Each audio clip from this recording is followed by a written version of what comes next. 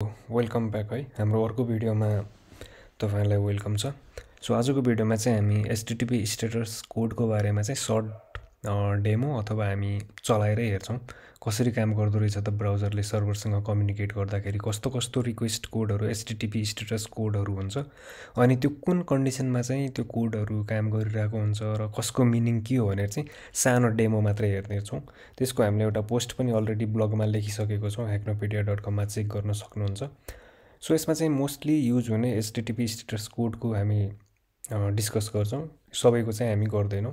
जुन चाहिँ हाम्रो डेली लाइफमा युज भइरहेको हुन्छ, मेबी बग बाउन्टी गर्दाखेरि होस् अथवा हामीले वेब ब्राउज गर्दाखेरि होस्, बेसिक स्टेटस कोडहरुको हामी डिस्कस गर्ने छौं।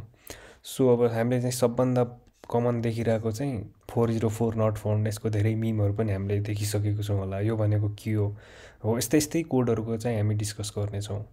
सो अब अलि तल गएर हेर्दाखेरि चाहिँ रेन्जहरु चाहिँ छुट्टै दिएको छ। सो एचटीटीपी स्टेटस कोडहरुमा चाहिँ यो रेन्जहरु जस्तो 100 को रेन्जमा चाहिँ इन्फर्मेशनल कोडहरु भयो, 200 को रेन्जमा चाहिँ सक्सेस कोडहरु भयो अनि 300 को रेन्जमा चाहिँ रिडाइरेक्सन, मेबी एउटा पेजबाट अर्को पेजमा अथवा एउटा डोमेनबाट अर्को डोमेनमा पर्मानेन्ट रिडाइरेक्ट होस् अथवा टेम्पोररी रिडाइरेक्ट होस्, त्यसमा चाहिँ 300 को रेन्जमा। अनि माथि 200 को रेन्जमा चाहिँ लगइन सक्सेस भएको केसमा, सपोज हामी फेसबुकमा लगइन गर्दै छौं, हामीले युजर नेम र पासवर्ड प्रोवाइड गर्यौं, त्यो दुईटै कुरा म्याच भयो डेटाबेसमा भनेपछि त्यो पक्कै त सक्सेस हुनु पर्यो हाम्रो रिक्वेस्टहरु चाहिँ। सो त्यो केसमा चाहिँ अब 200 सक्सेस पनि हुन्छ अनि 302 रिडाइरेक्सन पनि हुन्छ। सो लगइन पेजबाट होम पेजमा जाँदा रिडाइरेक्सन भयो भनेपछि चाहिँ लगइन पेजको कुराहरु फेच हुँदा मेबी एउटा कुनै एचटीएमएल फाइल index.html फाइल चाहिँ फेच भएर लोड भयो भने चाहिँ त्यो 200 सक्सेस पनि भयो। सो अब 400 को रेन्जमा चाहिँ क्लाइन्ट साइडबाट हुने एररहरु, मेबी हामीलाई फोरबिडन गरेको पेज हामीले भिजिट गर्न ट्राई गर्यौं अथवा कुनै पेमेन्ट रिक्वायर्डको पेजहरु भिजिट गर्न ट्राई गर्यौं, त्यो चाहिँ 400 को रेन्जमा। अनि 500 को रेन्जमा चाहिँ सर्भर एररको कुराहरु। सो सर्भरमै के एरर छ कहिलेकाहीँ मेबी हामीले भिजिट गर्न खोजिरहेको डोमेनहरु, मोस्ट अफ केसमा चाहिँ नेपालको केसमा चाहिँ हाम्रो गभर्नमेन्ट साइटहरु चाहिँ डाउन भइरहेको हुन्छ। सो हामीले कुनै एउटा लाइसेन्सको फर्म भर्न गयौं, त्यहाँ चाहिँ हाम्रो सर्भर एरर आइरहेको छ। धेरै यो रिक्वेस्ट आयो भने पनि सर्भर एरर हुन सक्छ, सर्भरको मेमोरी युजेज हाई भयो, सर्भ गर्न सकेन, नाम नै सर्भर छ, सर्भ गर्न सकेन भने चाहिँ एरर हुने नै भयो। सो यस्तो मल्टिपल कजहरु हुन्छ अब यो 500 को रेन्जमा पनि 400 को रेन्जमा पनि। तर हामी चाहिँ एकदमै बेसिक कुराहरु मात्रै गर्छौं आज। इन डेप्थ चाहिँ अब तपाईहरुले नै रिसर्च गरेर पढ्नु पर्ने हुन्छ। सो 100 को रेन्जमा चाहिँ हामीले 100 मा कन्टिन्यु आयो, 101 मा चाहिँ स्विचिङ प्रोटोकल, मेबी हाम्रो प्रोटोकल स्विच गरिरहेको हुन सक्छ, डिफरेन्ट टाइप्स अफ प्रोटोकलहरु हुन्छ।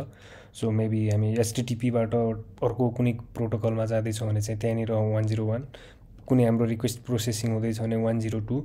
सो यो चाहिँ 100 को रेन्जमा भयो। त्यसैगरी 200 को रेन्जमा चाहिँ ओके छ, 201 मा चाहिँ हाम्रो रिक्वेस्ट क्रिएटेड भएको, 202 मा एक्सेप्ट भएको अनि 2003 मा नन अथोरिटेटिभ इन्फर्मेसन, 204 मा नो कन्टेन्ट छ। त्यसैगरी यो मल्टिपल कुराहरु चाहिँ यसमा छ। सो हामी एउटा सानो डेमो हेरौं। 200 एकदमै कमन युज भइरहेको हो। सो यसमा के हुन्छ भनेर हामी अहिले ब्राउजरको चाहिँ डेभलपर टुल्समा गएर पनि हेर्न सक्छौं। र यही कुरा हामीले जुन हामीले अस्तिको भिडियोमा हामीले बबसुटको डिस्कस गरेको थियौं। सो बबसुटबाट पनि हामीले रिक्वेस्टहरु चाहिँ क्याप्चर गरेर त्यहाँबाट पनि हामीले यही कुरा चाहिँ गर्न सक्छौं। सो अहिले चाहिँ म के गर्छु, हाम्रो ब्राउजरमै भएको यो वेब हाम्रो डेभलपर टुल्समा गएर नेटवर्क ट्याबमा गएर चाहिँ अब मैले यहाँ ब्राउजरबाट प्ले गरिरहेको रिक्वेस्टहरु चाहिँ क्याप्चर गर्छु। सो मैले फेरि गरे यसलाई, नेटवर्क ट्याबमा गए। अब मैले यता कुनै एउटा google.com नै भिजिट गर्छु। सो google.com भिजिट गरेर हेरौं। सो हाम्रो चाहिँ अब यसमा चाहिँ स्टेटस कोडहरु चाहिँ लोड हुन थाल्छ। सो यो केसमा चाहिँ हाम्रो के भएको छ त, फर्स्टमा 301 आएको छ। सो यसलाई अहिले हामी छोड्दियौं, पछि पनि हामी डिस्कस गर्ने छौं। सो पछि भन्दा पनि ल अहिले नै गर्दिहालौं। सो 301 भनेको चाहिँ के रहेछ भन्दाखेरि चाहिँ रिडाइरेक्ट भएको रहेछ। सो रिडाइरेक्टको पनि टाइप्सहरु छ। सो एकचोटी 301 मा गएर हेरौं। सो पर्मानेन्टली रिडाइरेक्ट भएको छ। सो 301 भनेको चाहिँ पर्मानेन्ट रिडाइरेक्ट भनेको चाहिँ यो केसमा के भएको रहेछ भन्दाखेरि चाहिँ 301 बाट चाहिँ हाम्रो पर्मानेन्टली चाहिँ रिक्वेस्ट रिडाइरेक्ट भएर चाहिँ कुन लोकेसनमा गएको छ, अर्को लोकेसनमा चाहिँ रिडाइरेक्ट भएको छ यो केसमा चाहिँ। ओके, सो अब त्यसपछि हामी को उसमा गएर हेर्दाखेरि चाहिँ हामी चाहिँ अहिले 200 हेर्न खोजिरहेको थियौँ। सो मल्टिपल रिक्वेस्टहरू चाहिँ यसमा चाहिँ 200 छ। जस्तो google.com 200 छ। सो यहाँ अर्को छ एउटा डकुमेन्ट टाइप स्क्रिप्ट गरेर हेर्दाखेरि चाहिँ यसको पनि 200 छ। त्यसपछि यो PNG भनेर चाहिँ यहाँ टाइपमा 200 छ यसको पनि। यो भनेको चाहिँ हाम्रो यसको लिङ्क कपी गरेर हेरौँ। सो यो चाहिँ इमेज एउटा PNG इमेज थियो जुन चाहिँ हाम्रो सक्सेसफुली ब्राउजरमा लोड भयो। त्यसले गर्दाखेरि चाहिँ त्यसको स्टेटस चाहिँ 200 आयो। यो चाहिँ हाम्रो गुगलकै लोगो चाहिँ लोड भएर चाहिँ यस्तो आएको रहेछ, 200 आएको रहेछ। सो त्यसै गरी अरू यो XHR रिक्वेस्टहरू भएको रहेछ। मेबी यो कुनै क्रोमको एक्सटेन्सनले प्ले गरेको रहेछ। स्क्रिप्ट लोड भयो, हाम्रो JS स्क्रिप्ट हुनसक्छ कुनै, अथवा कुनै CSS स्क्रिप्ट नै हुनसक्छ। सो यो JS रहेछ हो। यसरी स्टाइल सिट CSS को लोड भयो। यो जति पनि यो पेज फर्म हुँदा चाहिने कन्टेन्टहरू छ त्यो लोड भएपछि चाहिँ 200 आयो। सो यसरी चाहिँ 200 पनि छ, कति 204 छ। सो 204मा चाहिँ हाम्रो के रहेछ भनेर हेर्दाखेरि चाहिँ नो कन्टेन्ट चाहिँ नभेटेको केस रहेछ। सो यसरी चाहिँ हाम्रो 200 को रेन्जमा यो कुराहरू भयो। सो 301मा पनि हामीले पर्मानेन्ट रिडाइरेक्ट चाहिँ हेरिहाल्यौँ। सो त्यसै गरी हामी 302 को हेर्छौँ। एउटा 302 भनेको के रहेछ भन्दाखेरि चाहिँ फाउन्ड। सो हामीले कुनै रिडाइरेक्ट पहिला चाहिँ टेम्पोररी रिडाइरेक्ट थियो यसको, के अरे मुभ्ड टेम्पोररीली थियो, अहिले चाहिँ यसको फाउन्ड भनेर राखेको छ अहिलेको मोडर्न ब्राउजरहरूले। सो यो केसमा के हुन्छ भनेर चाहिँ हामी यो पनि हेर्छौँ। सो यसको लागि हामी यसमा गएर सो यता पनि हामी एउटामा अलरेडी लगइन भएको डोमेनमा गएर हेरौँ। सो यसलाई म लगआउट गर्छु एकचोटि। सो मैले यसलाई लगआउट गरेँ।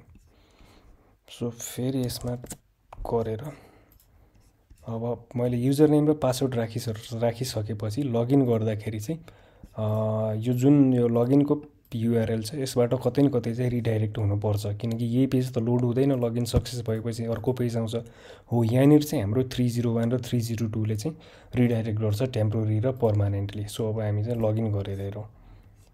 सो हाम्रो 302 आयो यसमा चाहिँ। अब 302 भनेको चाहिँ हाम्रो अघिको केसमा के थियो, फाउन्ड भनेर थियो।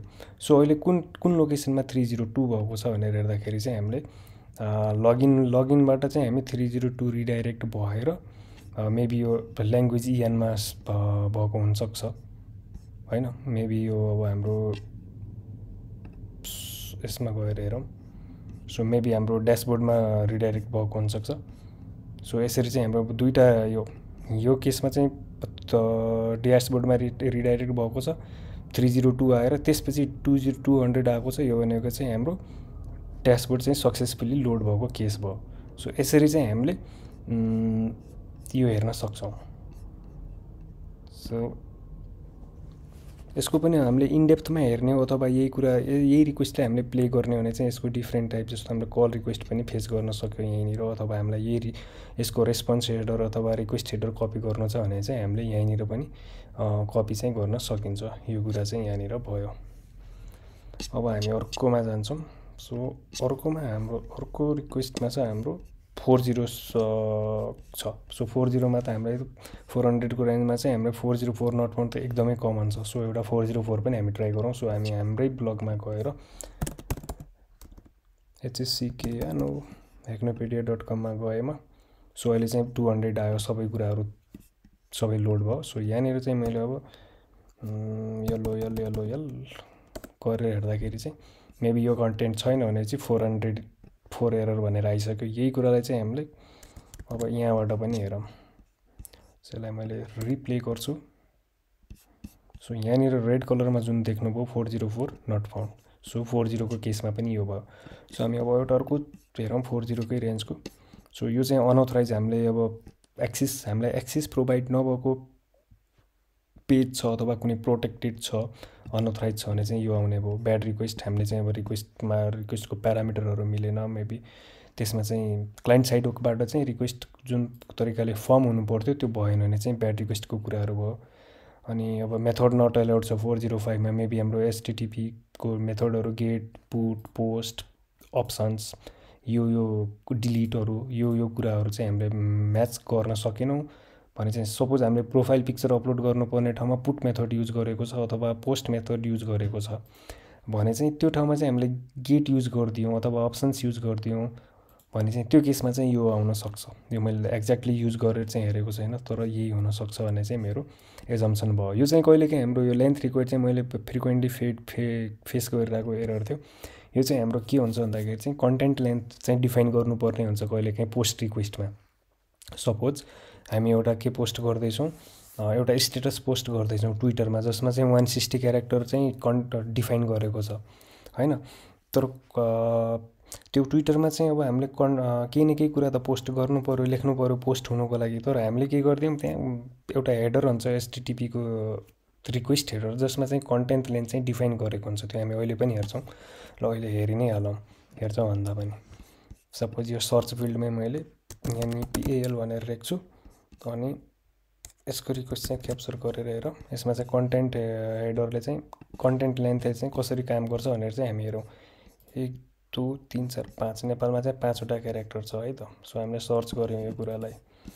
सो अब यसमा चाहिँ नेपाल भनेर जुन यो सर्च गरेको कुरा छ, यो कन्टेन्ट लेन्थ चाहिँ अब यो युजरले लेखेको सर्च जुन नेपाल 5 क्यारेक्टरको छ त्यति मात्रै चाहिँ हुँदैन। सो अरू कुराहरू पनि इन्क्लुड भएको हुन्छ यसमा चाहिँ। सो अब यो रेस्पोन्स हेडरहरू भयो। सो रिक्वेस्ट हेडरमा चाहिँ कतै न कतै चाहिँ कन्टेन्ट लेन्थ भनेर हुनैपर्छ। सो कुकी भयो, रिफररहरू भयो, यो त्यसमा चाहिँ छैन जस्तो लाग्यो।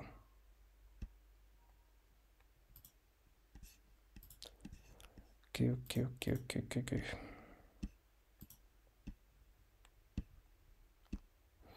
कन्टेन्ट टाइप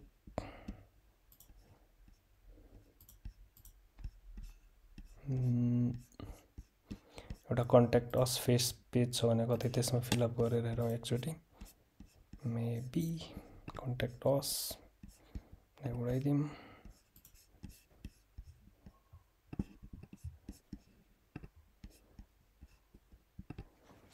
test.com टेस्ट मेसेजमा पनि टेस्ट।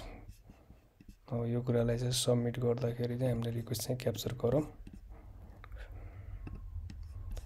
सो यसमा गरे हो जस्तो यहाँ कन्टेन्ट लेन्थ हामीले भेट्यौँ नि त, यो फिडब्याक भन्ने जुन एन्ड पोइन्ट थियो त्यसमा चाहिँ यो कन्टेन्ट लेन्थ 316 भनेको चाहिँ 316वटा क्यारेक्टर चाहिँ हाम्रो पोस्ट भइरहेको छ अहिले।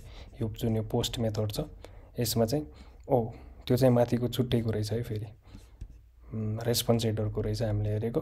हाम्रो चाहिँ यहाँ कन्टेन्ट लेन्थ 1324 1324 छ। यो चाहिँ हामीले पोस्ट रिक्वेस्टमा चाहिँ यत्रो डेटाहरू चाहिँ हामीले पठाइरहेको छ भनेर चाहिँ कन्टेन्ट लेन्थ भयो। सो यो चाहिँ हाम्रो यो हेडरले हो। कहिलेकाहीँ चाहिँ हाम्रो त्यो कन्टेन्ट लेन्थ डिफाइन गरेन हेडरमा, यतिकै रिक्वेस्टहरू प्ले गर्यो भने चाहिँ यो आउँछ। यो ठ्याक्कै बबसुटमा गरेर पनि हेर्न मिल्छ यही कुरालाई चाहिँ। ल यो भयो। सो अब एउटा अर्को हामी 403 कै हेरिदिउँ, अथवा ल एउटा यसमै गरेर हेरौँ न त। सो एउटा हाम्रो युआरएल छ जुन चाहिँ mostly protected WP content slash यतिसम्म के हुन्छ हेरौँ। यहाँसम्म चाहिँ 200 नै आएको छ।